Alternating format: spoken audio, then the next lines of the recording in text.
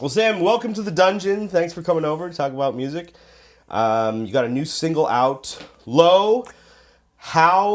Wait, what is it? You say it. Lo, how a rose air blooming. Lo, how a rose air blooming. And a lot of people will put out music that is standards, and often those standards from the Great American Songbook or jazz standards of various kinds. This is a standard from 1599.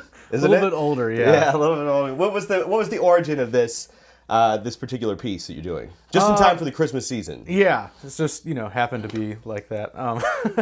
No, I just always liked the melody of the song growing up. I'm not necessarily practicing Christian or anything, but I thought this melody was really pastoral and a good kind of encapsulation of like this kind of moody aesthetic that I wanted to use with the band Wistful Thinking. It's like a chordless chamber group, lots of like delay and effects pedals, kind of a rich texture. And I thought that the Christmas Carol might be a fun way to kind of mess with it a little bit. Sure, no doubt. Yeah. What was the process of arranging it?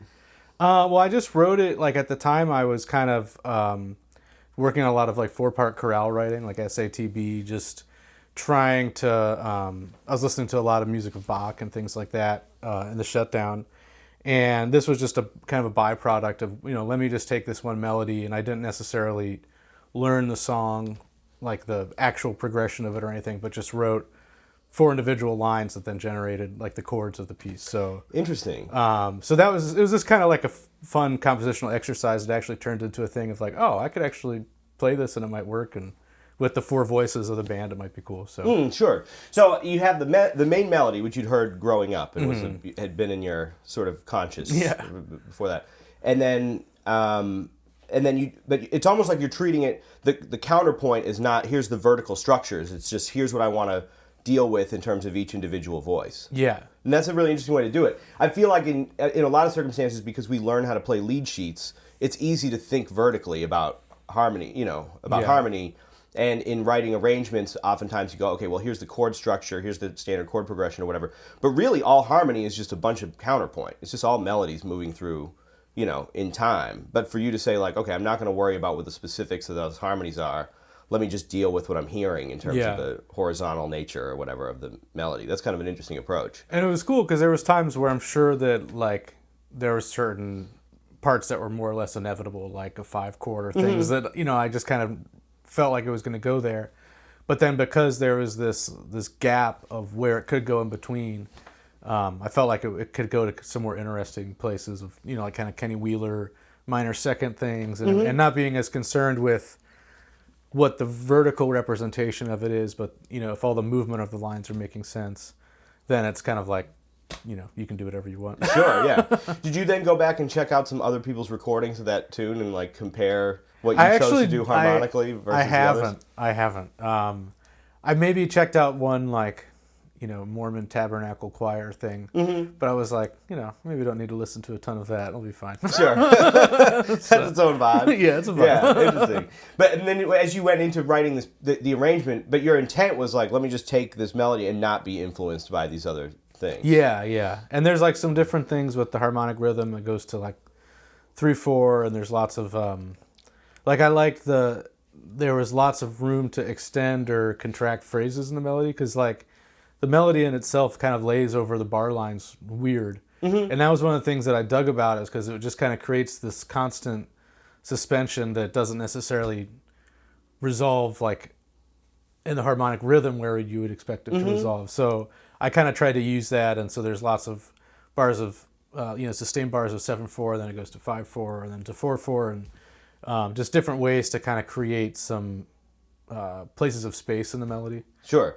Yeah, it's interesting too that approach, because listening to it, you're not struck as it doesn't seem like a mathematical formula. Right, it's not like a modern jazz tirade in various time signatures. But when those melodies, I think this may be true in particular of like folk music and in church music and things of that nature, where maybe the text is a big part of the way that the melody comes about.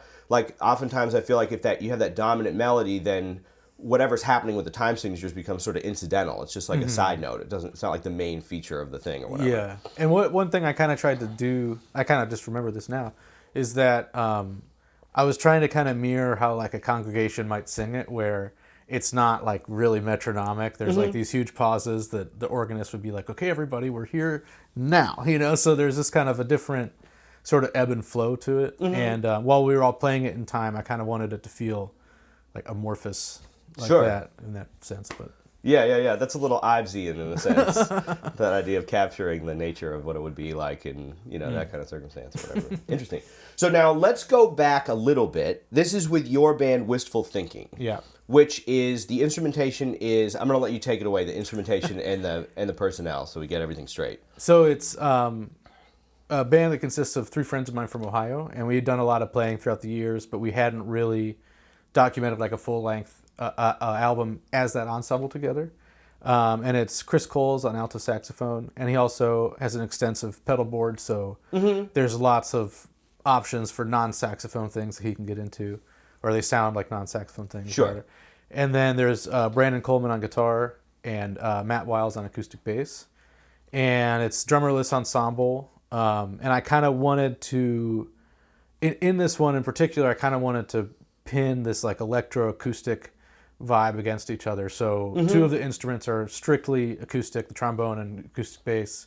And then electric guitar and saxophone are like not acoustic at all. So there's moments where it's like we're kind of like your typical kind of jazz quartet things, but then also like we kind of got into a lot more ambient stuff than I was necessarily expecting to, just with all the toys that Brandon and Chris had. It just kind of went there. Sure. So yeah, it's kind of coming out of the sentiment of kind of being in between 2 places, or feeling like connections for me back home, but being in New York and I kind of, I guess this album is kind of like the reconciliation of that.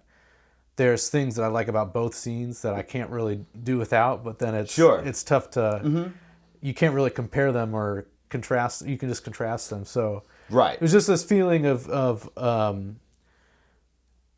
in New York, something that I noticed in the first few years is myself just like overplaying all the time. Like overplaying in every sense of the word. And I was trying to figure out where that was coming from. And I think that there's this subconscious thing that goes on when we're trying to be heard in New York, that, okay, we need to do something that makes us stand out from the next musician, Sure. And I think it creates a very pyrotechnic scene oftentimes, Sure. And this was kind of like, we've been in the BMI thing. We both write for large ensembles, and we were both involved in that. And, I kind of wanted like an antithesis of that type of organization. So it's like, here's something that's highly organized and very specific, and then here's something that any tune can go anywhere. But all with the notion of like trying to think as an ensemble first rather than individual soloists or anything like that. Sure. Yeah. And the record is The Long Middle. Sam Blakeslee and Wistful Thinking. For those watching it on YouTube. And this came out when? This came out on Outside In Music, first of all. This is an amazing record. This is a great record. Thank you. On July 30th, 2021. Yeah, okay. So still fresh. Still fresh.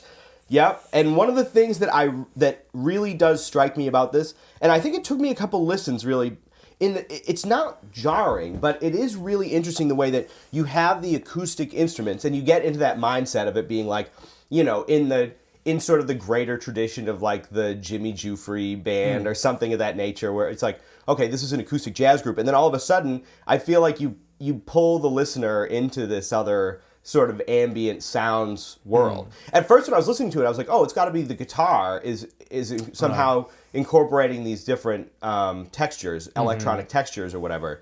But it's really interesting that it's the saxophone. It's bringing in the pedals and the different effects and things of that nature. Yeah. And it's kind of funny you said that because, like some of the reviews were kind of like, oh, I wish I heard the saxophonist more. Yeah. Like you were hearing him on every track on the whole album, That's amazing. But it's just a different role. And that's one of the things that I without the drums, that I kind of wanted to push the ensemble, because I think with drums, it like immediately kind of defines more of what you're necessarily going to do. Okay. But with, we kind of all had to assume like a greater ensemble role and like responsibility than just kind of like as the horn players, we can kind of just come in and out of the rhythm section when it's our time to play. I felt like there was a need to be much more involved. So it was like a fun challenge, fun space to be in. And, Sure. Yeah. Was there a particular? What were your inspirations in starting the band? Did you have music that you were listening to? You were like, oh, this would be interesting to create something that is a drummerless ensemble. It's always funny to say that kind of stuff because an ensemble can be anything. Right. It's it would be conventional to have drums as part of the rhythm section or whatever. But well, you mentioned the Jimmy Dufree band, and I love, like the small bands that Bob Brookmeyer was involved in. So Jimmy Dufree, but then also he had several duo albums with Mads Vinding on bass, and there's a duo album with Ted Rosenthal on piano. Mm-hmm. And you're talking about Bob Brookmeyer? Yeah, Bob Brookmeyer. Right, yeah. Jim Hall on guitar, and like those I loved. My teacher in undergrad got me hip to those records, and like I just loved. There's this kind of like innate freedom when you're just improvising with one other person, like sure, because then it's just you and the other person strictly listening to each other. Whereas like you're maybe trying to balance all that communication when you have drums, piano, bass, and there might be moments when the drums and bass are hooking up on something, but then there's something else going on over here, Sure. And it just kind of all forced us to listen with like different ears. I think it was fun. I enjoyed it. So. What was how did you get it together in the first place? Well, it's kind of funny because like I liked that sound of the drummerless ensemble, so it's kind of always in my mind, and I liked how as a trombonist I could just kind of play it like a very comfortable volume and not have to try to cut over amps and stuff like that. So there was like some pragmatic things, and it was actually like me and Brandon and Matt were getting dinner one night, and I think we had just done a tour with the Dan Pugac Nonet, or me and Brandon had, and we were just discussing like how insane touring with a quintet is versus touring with a Nonet, and it's like, oh my god, it's just so difficult. It's like it'd be really easy if like the three of us, like trombone, guitar, and bass, just like got in a car and did hits, and we wouldn't, we could take everything in one car and be easy Airbnbs. It was like came from a really pragmatic point, and then I didn't really think about it for a few months, and then it was like, oh man, actually, like some of these tunes would work really well for that kind of vibe. So, and then it just went from there. Cool.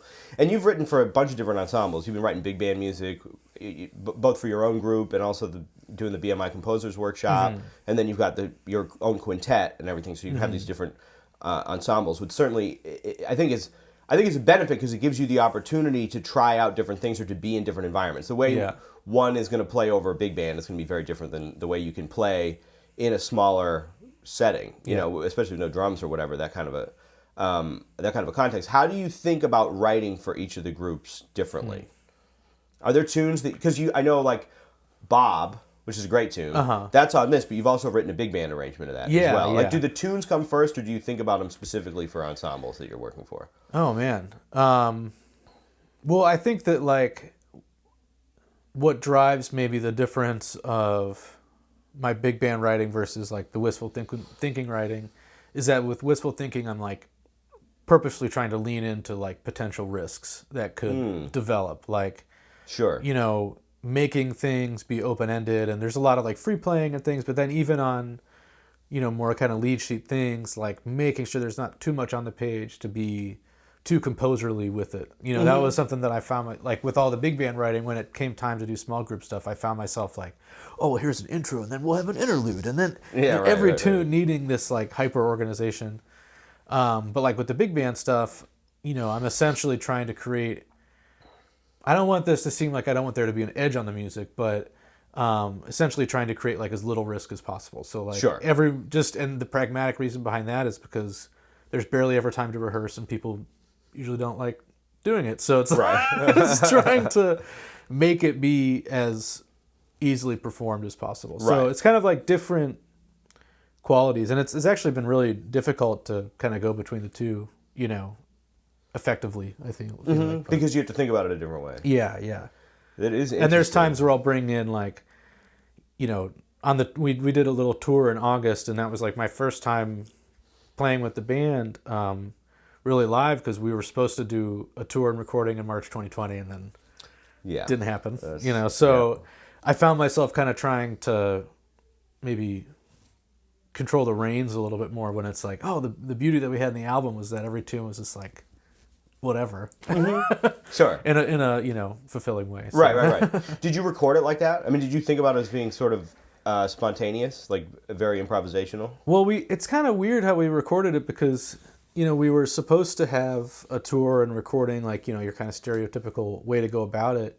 And then we ended up having to push it back because of the pandemic and everything. We ended up recording in August, but Brandon and Matt, they run a really nice studio in Cincinnati called the Golden Mean. Mm-hmm. And so essentially, since we didn't have a tour and any gigs to get the music together, we kind of just like rehearsed and recorded over like 4 or 5 days. Mm-hmm. So kind of in the cracks of folks' schedules, we'd like rehearse a tune and then maybe get a couple takes of it and take a break, and then later that day do another tune. And so it was kind of like not your typical way to document it, but it was kind of fun because we had time to just think about like what each tune really needed, and there was more time to do it maybe than we'd have in other studio situations.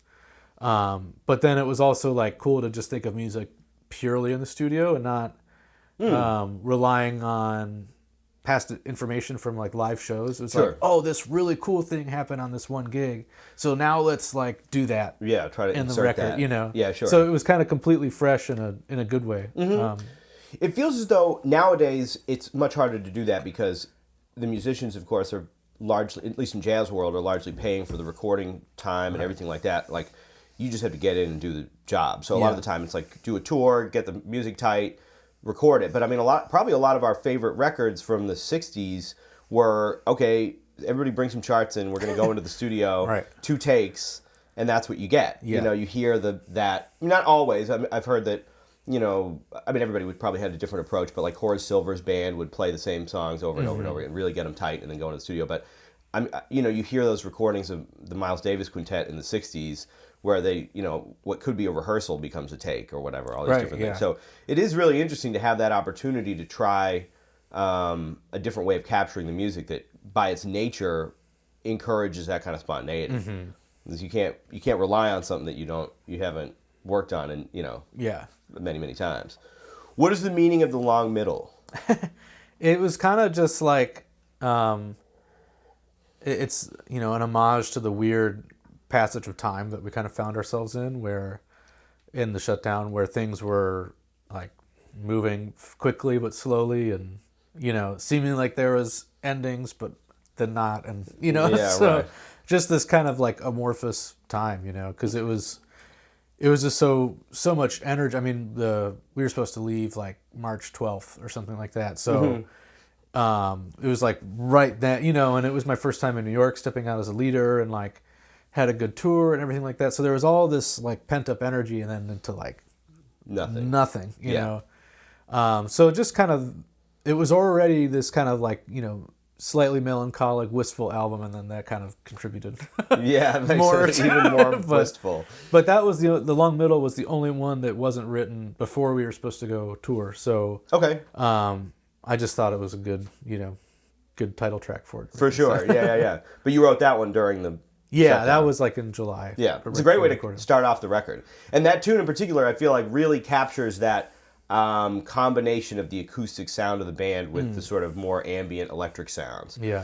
One thing I think about a lot is, and this is coming from, I'm in a situation where like I love, my favorite records are, acoustic jazz records. I love all kinds of different music, but like a lot of my favorite records are just the straight ahead, this is the instrumentation or whatever, this is what we're dealing with. But it's interesting, I feel like jazz in particular, we have shied away from accepting modern technologies like pedals that have been around since, forever or whatever. But like, it's easy to get caught up in that thing that's like, oh, it's not jazz unless it's like a quintet with saxophone and trumpet and a rhythm section or whatever happens to be. You know what I mean? And I appreciate your embrace of that as a different sonic category, because you'd be surprised, like Radiohead does not sound like Chuck Berry. Right. You know what I'm saying? They're in the same greater spectrum of rock music or whatever, but like it's come a long way since then. So it's a really interesting thing, I think, that you've been able to capture that that acoustic sound and the improvisation and everything, but also without shying away from that kind of electronic approach. Do you ever worry about like the categorization of any of this stuff, or is it just like these are the sounds that I'm hearing and I want to do something cool with it? Both. Okay. I mean, because it's this album in particular was like there was some jazz things that I wanted to do on it, but a lot of it was also like me accepting that I played a ton of folk and like blues guitar growing up and stuff. So that was kind of like I kind of wanted to lean into that part of my musicianship that, you know, while I was studying all like the really acoustic kind of traditional jazz things in college and afterwards, and just kind of realized I didn't really accept that part of my like musical identity. So Sure. So yeah, I was, you know, doing some things like that, but you play guitar as well. not really anymore. When you started off doing it. Yeah, it was, but it's I don't know. I just it's been fun to kind of just loosely be like, these are the sounds that I want to hear. But it has been kind of challenging trying to figure out, like, working with the label of like where to put it. And I think it's getting easier. Like, you know, with the single, it got it got put on psychedelic jazz, 420 jazz, yoga jazz, Okay. and gospel jazz. Sure. You know, so it's kind of funny because it's like finding some homes and in places that I wouldn't necessarily expect, but that's kind of what I want to do anyways. You know, I feel like it's really the jazz industry is like kind of like it can be throttled sometimes of like getting this one thing through, and if it's not that, then it's difficult. So I kind of am trying to find ways to do that, but then maybe circumvent it in some other ways and get other folks listening that would enjoy the kind of folky, you know, thing more than folky ambient kind of thing more than maybe just jazz aficionados. You know? So Yeah. And that's the order in Shady Grove on this as well. yeah, right? and that's an arrangement of Brandon, the guitarist, and you know, Brandon is like a total stylistic freak where, you know, he's of course well versed in jazz and everything like that, but then he's like, you know, has all this Frank Zappa music memorized and like all this, you know, fusion stuff in his repertoire, but then he grew up in Eastern Kentucky, so like he has this whole like Western swing, like Appalachian thing together, bluegrass. Sure. So it's like kind of fun because, you know, I think at their hearts, Matt and Brandon are both like total prog fusion heads. So it's like, you know, they're bringing that kind of vocabulary into like Kenny Wheeler tunes. Sure. It's kind of a fun mashup. Right. But in my mind, that's always where the best stuff comes from. You think about, I mean, even if you think about like Ornette Coleman's band, like, you know, Charlie Hayden was coming from the Ozarks playing like, you know, whatever that folk music and things of that nature. And like, you don't think of Ornette Coleman as being folk music, but even he had that Texas blues thing going on. Totally. That is that roots, you know, whatever. And then they're incorporating, you know, some combination of like what they heard as being Latin music, you know, or, you know, any number of things. Or like certainly when you think about like hard bop in the 60s and like what Horace Silver was incorporating into that music, at the time, I'm sure a lot of people were like, this isn't jazz, what's going on here? But like, that's always in my mind been the best music, is where you can incorporate all these different sounds and, you know, what have you. But it does feel a little bit like sometimes we put unnecessary limitations on ourselves. Or like, this is the history, therefore you can't incorporate bluegrass into this. Or, you know. But, you know, it's worth finding those ways, that middle ground, you know what I mean, where everything meets. It's also interesting, the sort of marketing part of it, because the industry is so weird now, you know? Yeah. I mean, I'm sure it was always to some degree, you know, you hear about all these records, like, I think that probably record executives named a lot of albums just to be like, you know, striking in a certain way. You know what I mean? Like the shape of jazz to come. Like maybe, I don't know who wrote that album Birth title. of the Cool. This kind of stuff is like, seems like it's a little bit of a marketing thing, but it's interesting now. It seems as though you just put out now the long middle, and then before that, selective coverage with your quintet. Yeah. Was that it? That's independent. That was independently released. Yeah, 2017. Okay. So, but you're in the middle of all like what is happening now in some respect in the music industry, at least with like jazz records and things like that. And we find ourselves in a very different time than we did when we were growing up, where there were actually record labels that may pay for an album to be put out or whatever. Now you have record labels that I mean, I know Outside In is doing amazing work, putting out an amazing catalog of records, and they've been putting out stuff all the time, and getting. It's kind of, I wonder what your experience has been like, because now it's no longer about like, oh, we're going to sell, you know, 100,000 copies of this LP or whatever. It's like what playlists on Spotify or whatever you can get into or whatever. Like, what's been your experience putting these albums out? Well, it's been a really good like learning experience. I mean, that's one of the things I like working about with Outside In, is that it's, you know, they provide a ton of services, but then they kind of like help you through it too and show you the ropes. Whereas before this process, I had really no idea. I thought I did, Right. Or like the things that I thought mattered were like the things that did not matter. Like, give me an example. So like, I would rely a lot on like individual social media promotion or something, like trying to get the word out via that, or and it has a point, but then I just kind of find that the algorithms are just suppressing your own promotion to such a degree that like I did a playlist campaign with the single, and I did not do one with the record. I was just curious to see how it was going to go, and if it was going to get picked up by something, and it's been like the single's been luckily playlisted a good amount in the first few days, and it's kind of it's kind of shocking how different the play count is. Interesting. And yeah. Let me ask you this, and we don't have to give away any industry secrets here. No. You're paying for promotion for the playlist thing? Yeah. Yeah, and it's, I view it as a necessary evil, to be totally honest. That's fine, and I'm cool with that. I'm cool with that being an evil, but the other thing is, we as artists don't like talking about the business side of it. Yeah. But the business side has always been there. Yeah. Like, there have been people whose job it was to send these things to radio stations and to promote the albums and to get them into jazz, magazines and publications of various kinds. It's just that it wasn't our job. Exactly. But now we have to see how the sausage is made because there's no other way. It's not to say there's no other way to do it, but practically, there's no other way to do it. I mean, we know a lot of people working in New York, and everybody's doing the business part themselves to some degree. Yeah. I mean, but that's one of the things that, I've definitely struggled with. I mean, there's times where I'm like really interested in releasing things and interested in growing the catalog, and other times that I'm like, man, this is a really tough investment because it's like we're not necessarily making it back. But I think that there's this really unique time of like, think of all the musicians that when there were record labels and things like that, who were the most amazing people, but just didn't have that break. Right. You never heard of them. Where it's like, I don't really anticipate, going on the pure path to the top of Jazz Mountain anytime soon.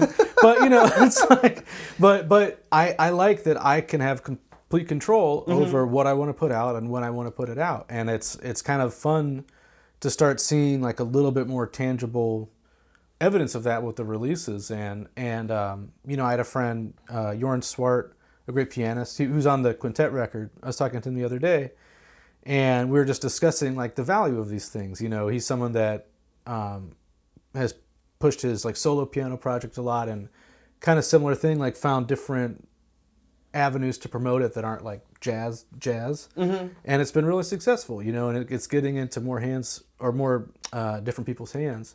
But what he said was like, it's creating your own catalog that is available for the rest of your life is like invaluable. Yeah. Because you never know at what point someone's going to listen to it after your 10th release and be like, oh man, the first record in 2017 was killing. I didn't know this was out. Right, yeah. Or whatever, hopefully. And that's kind of, and they might want to use it for something, or they might, you never know. And that's just, I'm just kind of trying to keep in mind that there are things that are necessary that are significantly help with promotion, but the main goal behind it is just that like I have music that I want to write and I want to get it out. Sure. That I document with my friends. Right. And it's easier said than done, but that's what I'm trying to keep my head at. Sure. Yeah, absolutely. Yeah. And as you're creating things, you want to document it so you can, you don't want to write a million tunes that you like and then have them disappear into the ether because you've just moved on stylistically or because, whatever. Yeah, I think there's a lot of value to that. And as a consumer of niche music, I appreciate that people are doing that. I don't know how many, like, it's funny, man, and I think this is true of like the improvised music world and jazz world or whatever. I'm sure it's true of many different styles of music that are, I'm sure it's in some regards true maybe in like bluegrass world or old time music or any number of various things. But like the idea that these people that I hold in such high regard, like my heroes, that my living heroes, are oftentimes just like regular working people who, you know what I mean? I see them at shows, I'm like, whoa, but you made like one of my favorite records ever. Yep. And they're like, oh, thanks for listening to it because it's you and like 18 other people or whatever, you know what I mean? I'm not saying that, it's not, but you don't know what's going to affect people because you don't have that access. The best you can do as an artist is to try to capture something, but it may have a huge influence on somebody who's like, who found the record by mistake someplace. Right, And exactly. it's like, wow, this is like the music, Yeah. As long as I think you're operating with integrity, which, Yeah. you are, obviously. You know what I mean? Trying But I think...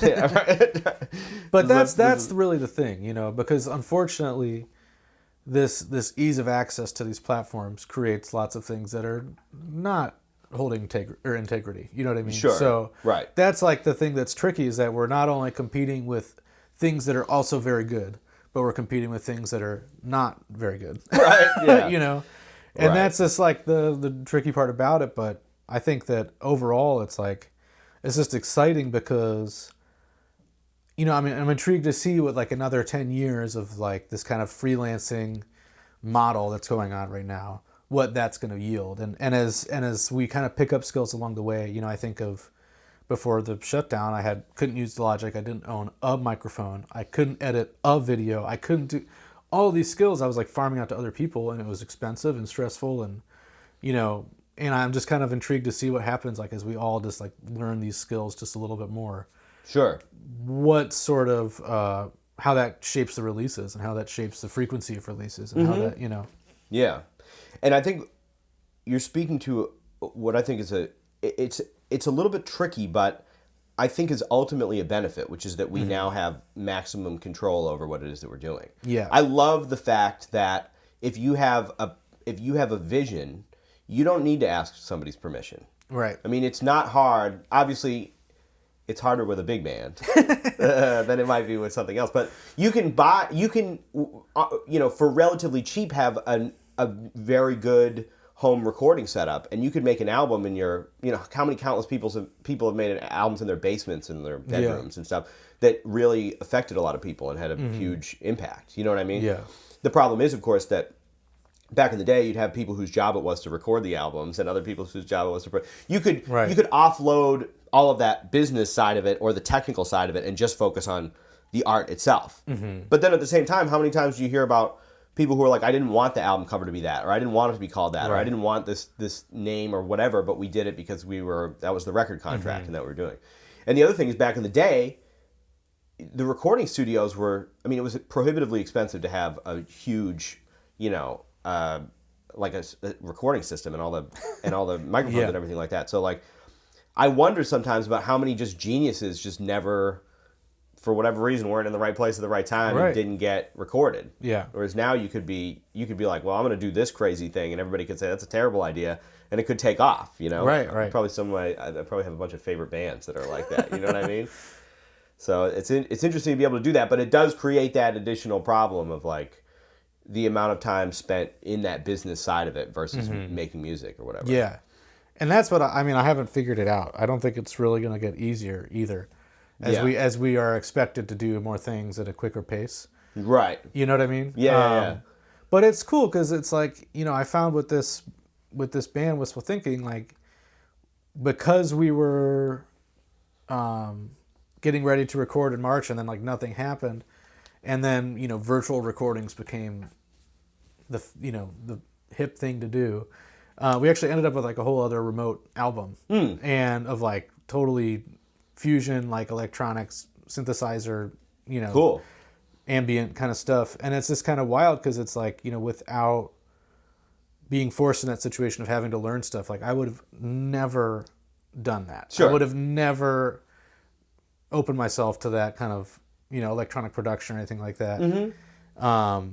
But then, what I kind of realized is after so long of trying to amass more like just freelancer skills, that it's also completely okay to just be like, yeah, I could learn all of this, but I don't have to. Right, yeah. And you got to pick and choose, man. You have to pick and choose because, and now that everyone's back to work and stuff like that too, it's like, I'm just kind of seeing, it's like, yeah, I don't think I'm going to have time to edit this video. I might have to farm that out. Right, but that's just fine. Sometimes. Yeah. You can lose your mind doing too much stuff. Yeah.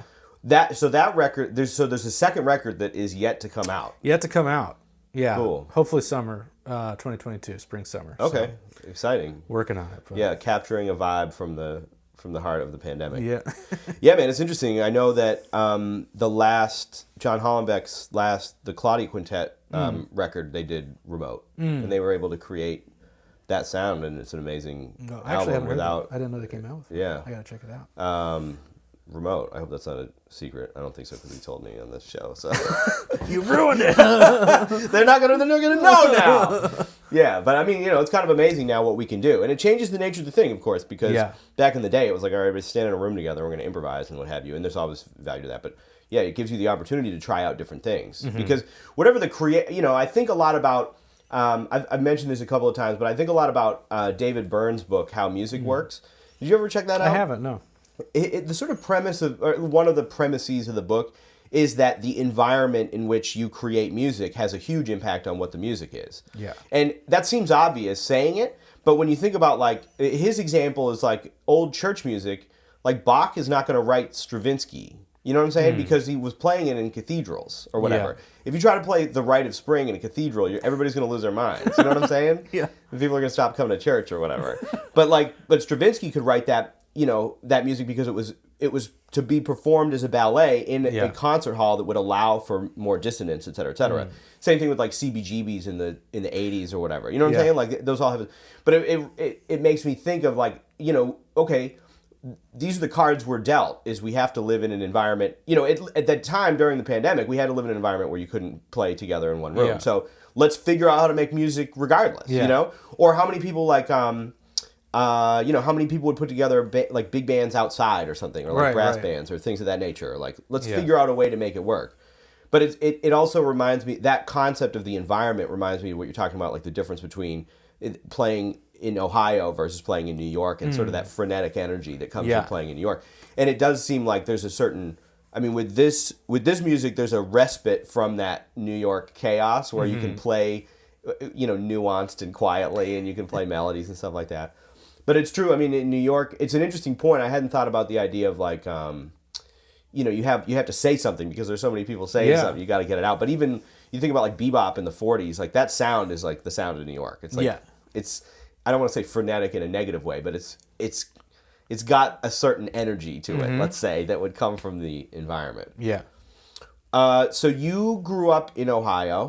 Where are you from? I grew up in Columbus. Okay. And then in the city of Columbus? In the city of Columbus, like right near OSU campus. So okay. It's a fun place to grow up. Sure. Cool. And when did you start playing the trombone? What brought you to the trombone? I started playing in 4th grade. That's when beginning band started up at my school, and my mom had a trombone and a clarinet, and she played clarinet in high school. And then my grandpa had played trombone just as an amateur. He was an eye doctor, but he just played around the house and stuff. And then he'd given it to her. So when the time came for me, she said, "You can play clarinet or trombone because that's what we have. So pick one." And I couldn't get a sound out of the clarinet, and I could get something out of the trombone, so I did that. But okay, interesting. Yeah. So and then just I kind of came into like wanting to like really be like a professional musician or study music pretty late, like halfway through my senior year, basically. So or like maybe by the end of fall semester of my senior year, I was like, yeah, this is what I want to do. So yeah, kind of got a late start with that, but went to Youngstown State in Akron and then moved to New York. So cool. You did your undergrad there. Yeah. And then you moved to New York after that. I did my graduate in Ohio too, at Akron. Okay. And then lived there for a couple years and taught, and then moved out. So. Okay. Well, did you have a strong music program in high school, or what was it that brought you to decide to do music in college? Or like, were you playing around, or what was the scene? Well, I kind of, thankfully I got into, or I joined there was like a vocational career center through Columbus Public where I could go, just like kind of an all-city thing that you'd go there for the afternoons of every day, and they had like, theory classes and ensembles and stuff like that, but it was like kind of a leaning towards like how to actually be a professional musician, which is cool because there was more things that I learned about actually being a professional musician in that than in college, 2 degrees in college. That's not uncommon. That's a whole different subject. College often will teach you the art, but will not focus on the requirements of actually being a professional.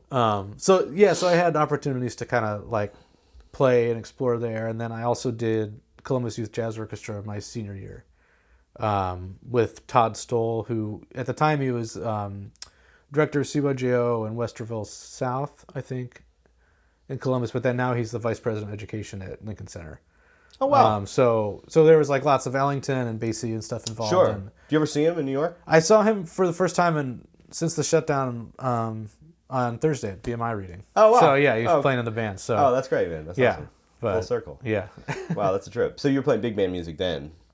Yeah, that's kind of what got me in, or like got me into it, because up till that point I hadn't really like played the shit. Like, the first chart we did was Gerald Wilson's arrangement on Perdido, and I just hadn't ever heard anything like that. Sure. Like it had been like Glenn Miller, Dave Wolpe tribute, in high school band up to that point. I was like, oh my gosh, what is this sound? Sure. And it was kind of all downhill from there, I think. Yeah. So. Do you feel like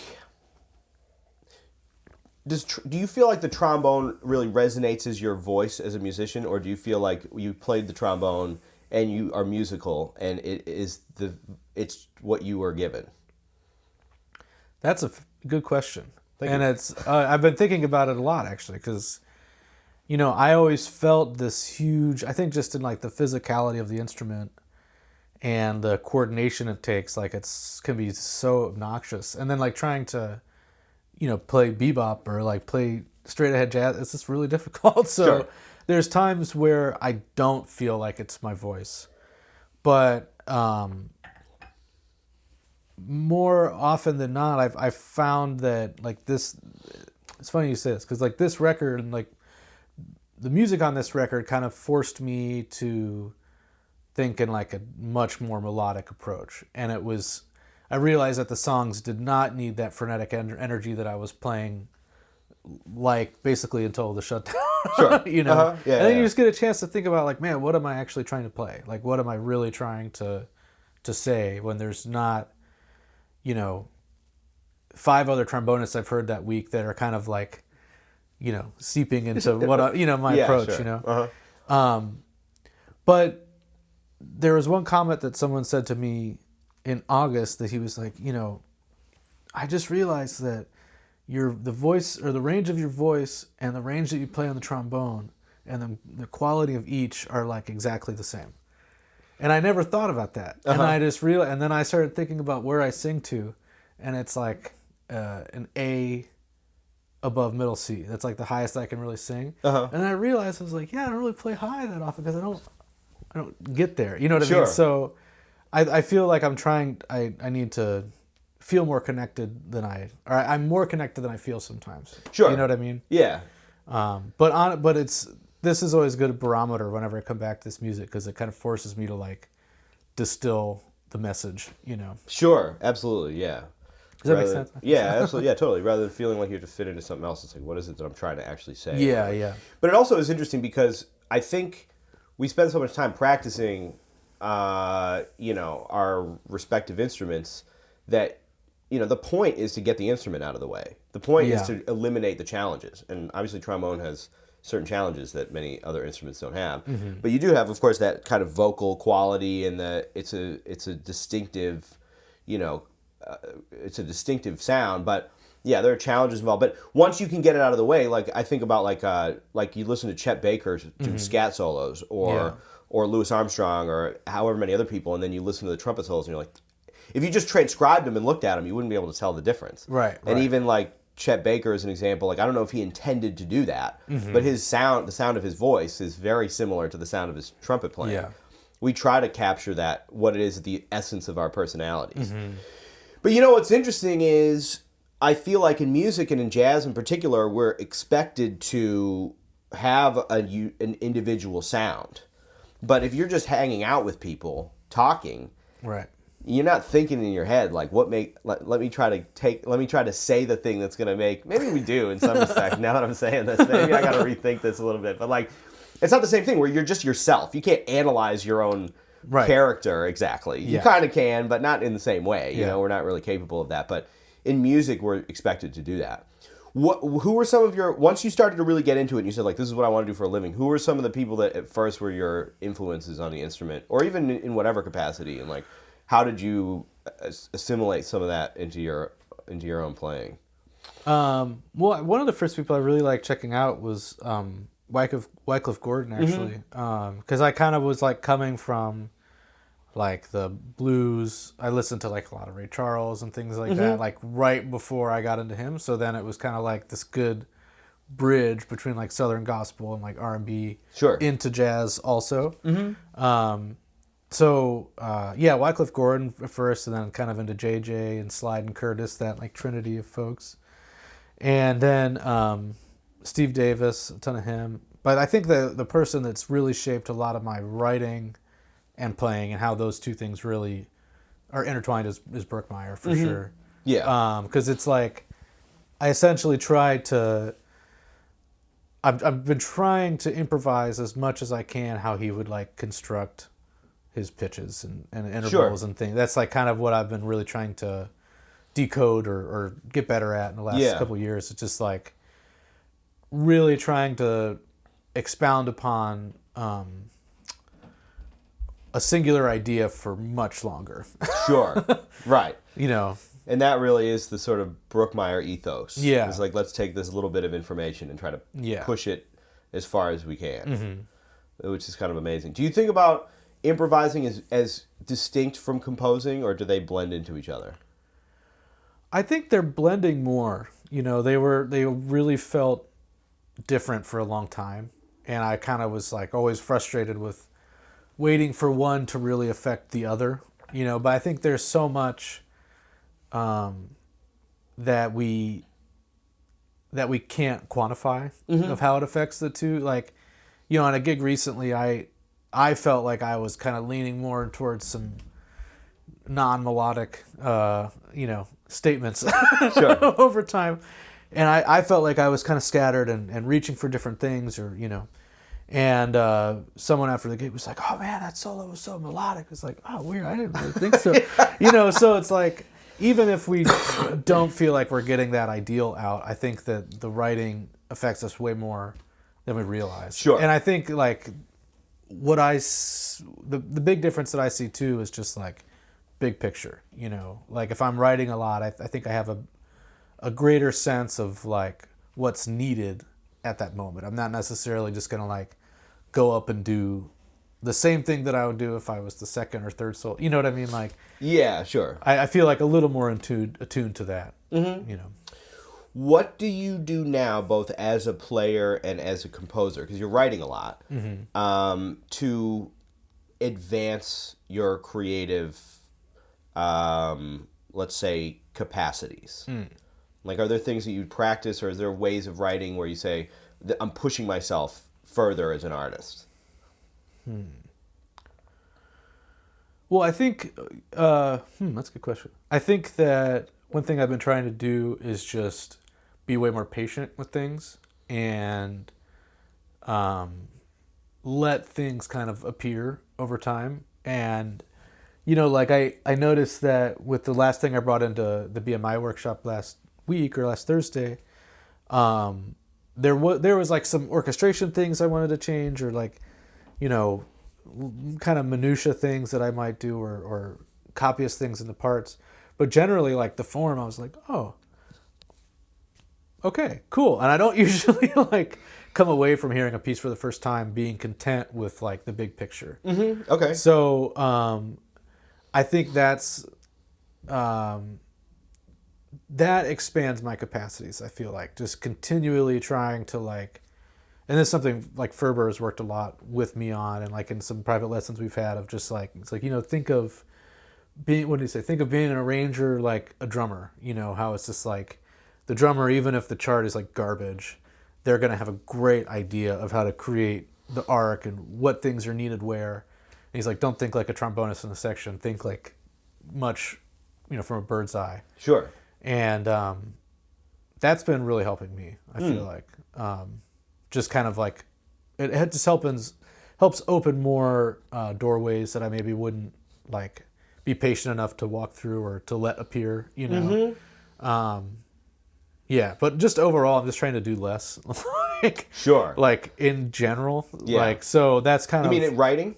Writing and playing and working just like space. Just more space for less things. Like, so like being cool with, all right, if I'm working on a big band chart, then I'm going to work on a big band chart.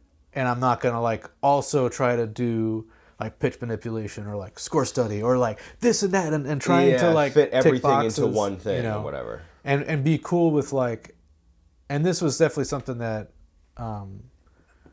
the perspective of that like weird passage of time over the shutdown kind of provided, of just like being okay with like, well, I can take 3 months on this because the hell else am I going to do? You know, so right, yeah.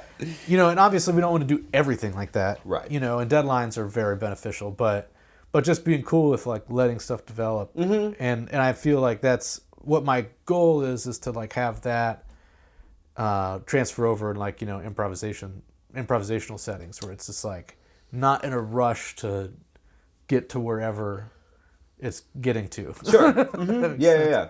Man, I think that was kind of I don't want to draw too many lessons from the pandemic because I'm getting a little tired of Yep. But I'll tell you the one that everybody took different things from it, but the one thing that I think I definitely learned is just distilling what you're doing down to what is important. Yeah. How much of this is important, you know? And I think that not only applies to your day-to-day life, but also in music. Like, what is it that we're trying to do here? And that may be, in some regard, back to the Brookmeyer ethos of, like, let's take this idea and let's not just throw it away. You know, okay, here's an idea, here's another idea, here's another idea. No, let's take the one thing and, like, see what can become of this, you know? But it's interesting, too, I think, speaking to the Brookmeyer approach, it's an interesting thing. It's sort of an interesting challenge because we come in jazz world from this like standards approach of like AABA 32 bar forms and like, oh yeah, here's the tune and then we're going to arrange that for a big band or whatever. You know, we've all heard the basic charts and all this other stuff. Although I will say that maybe early Duke Ellington has its own kind of form and its own approach. All that early music has its own approach, but a lot of the Brookmeyer stuff is like, all right, the form is what it's going to be. You're going to follow the music rather than having this predetermined thing. But that can be difficult if you're used to being in that other world. Yeah. Well, it got, you know, the reason why I like Brookmeyer stuff is because the form is generated from the melodic material. It's not like, okay, we're going to have a form of this kind and then I'm going to write things over it, you know, and it's just fun to kind of try to, you know, find like the parent material or like the family tree of his pieces. Like, oh, this actually came from this one background, and then it generated 3 minutes of music from, this. And I just like that a lot. Yeah. So. Do you have some favorite Brookmeyer records you'd recommend to people who are going to check them out? Oh man. Besides the small group stuff, so the small group stuff you mentioned, or the duos and things like that, but like big band records in particular. I love all his new art orchestra stuff. I love his stuff with Mel Lewis in the 80s too, like Make Me Smile and Ding Dong Ding. Those records are so great. But I love his band, like New Works and then Waltzing with Zoe. Amazing. Those are Sure. I love those. Right on. That's great. Do you have any... are you working on... You're obviously working on writing big band material now. The last thing that came out was... hold on, don't tell me. Another Day in Which to Excel. Yeah. And that you did remote. Yeah, we did That's remote. a beautiful piece. Thank you. People can find that on Spotify and all the Indeed. places that you can listen to music. Yeah. As a single. What was the process like in writing that piece of music and everything? And Well, that was... it and what have you. Of what? And recording it as well, and putting it out. Well, yeah, like... I was reading, at that time, I was really studying that Brookmeyer book by Dave Ravello, In Conversation, which I highly recommend. And I was really taking my time going through that and working with all the resources and things. So, like, that piece was definitely the piece that I've had the most patience on, like, in regards to... how much I worked with the pitch material beforehand. It was like a couple weeks before I even started getting like form stuff together. But it was just like really trying to think of intervals and be cool with kind of like dealing with the minutia of that and seeing how all the different ways that the intervals could be manipulated and things before I started putting any like melodic sense to it. So that was like a really fun exercise because that was... I mean, I ended up with lots of stuff that I maybe used like 25% of it, you know, so it was really kind of telling like, man, if I'm patient with this, it really can go a multitude of directions that we necessarily maybe like orally wouldn't gravitate towards. And that's what a lot of the book is about, is like using the pen as the generator and not our intuition or things like that, but just getting it down on paper and then seeing, oh, do I like this? Or, it leaves a little more things up to chance. Or I have the habit of when I go to a piano, it's like, oh, here's this one tune. And then I like wait a few weeks and I go back and it's like, here's another tune. And it's almost like exactly the same stuff. It's because I'm not a good pianist and I kind of play what I can play. I know. I have the same situation. Right. So, yeah. But that was really fun to kind of see how that develops. And then it was a good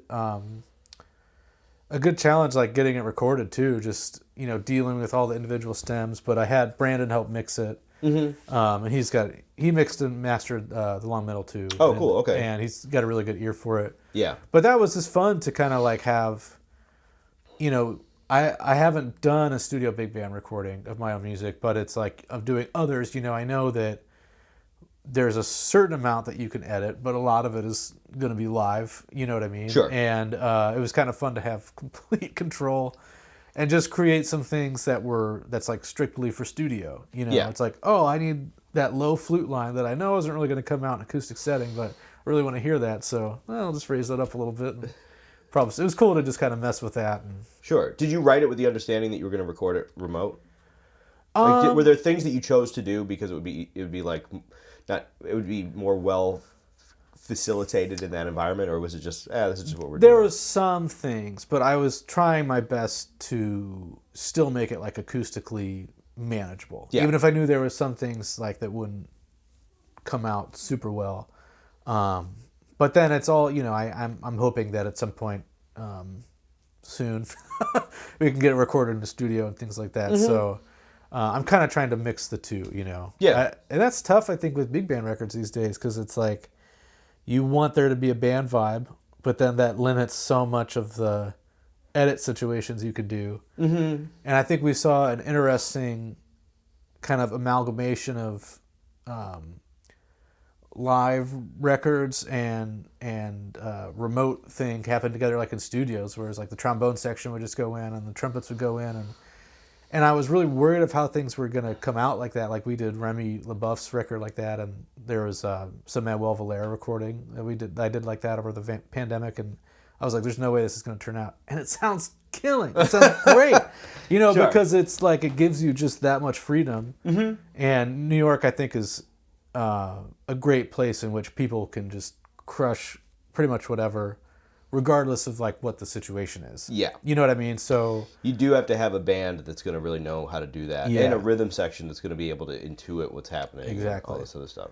But a lot of people, I think both did, they would do rhythm section and soloists. So there was still like some band sound. You know what I mean? Sure, there's interaction. Yeah. Because that's the tricky thing, is if you're recording remote, the danger is that you don't get that spontaneity that you would get from playing in a room with other people. Yeah. And we don't want to lose that, because that's a lot of the time the essence of what makes the music what it is. And I'm intrigued to hear, another day live. I'm going to hopefully do a reading or something next month or something, but I'm intrigued to hear it because, I don't know, I just feel like those kind of decisions, I'm intrigued to see if those decisions were more prevalent than I realized, of like knowing that this is going to be just for the studio.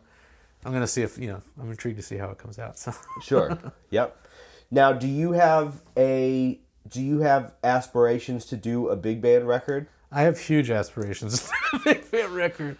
Because you got a bunch of charts. I mean, you have a big band. Yeah. It might be a little dormant. A little dormant because of the pandemic and for it, but no, I'm hoping in the spring to be doing some like crowdfunding for that. So okay. I kind of have to get the next album with Wistful going and get that in the hands of some folks and everything. But after that, I'm hoping to do some shows in the spring and be leading up to some recording, hopefully before folks get too busy in the summer. But sure, we'll see. It's quite a project. Yes, sure is, man. I admire anybody who I mean, just having a .net is enough people to keep me busy, man. Doing the big band thing is really it's an admirable challenge, I think, because I love that music so much. But it's not easy to keep a band like that together and to record and all this other stuff. Yeah. So for the people who will eventually donate to your Kickstarter campaign for the Sam Blakeslee Big Band record, where can they find you? I'm on Facebook and Instagram at Sam_Blakeslee on Instagram, SamBlakesleeMusic.com. We'll be playing actually at Marion's on December 15th. Great. From 7 to 10. And then I'll probably come to your holiday party after. Right on. Maybe I'll go over there first. And that's great. That place is awesome. Yeah, and then have some shows in February through Ohio and Midwest, in Pittsburgh and Cleveland. And doing like a couple clinic things out that way around that time. So cool. And you're back and forth a lot. You spend a lot of time both in New York and you go back to Ohio to play. Yeah, frequently. It's kind of nice because the alto saxophonist on the long middle, his name's Chris Coles, and he runs a project called the Nine Lives Project, and it's like a interdisciplinary suite of it's like an 11-piece band with dance and animation. Oh wow! And it's dedicated to the victims of the Charleston shooting. Okay. And it's really amazing and impactful music, and he just released that a few weeks ago.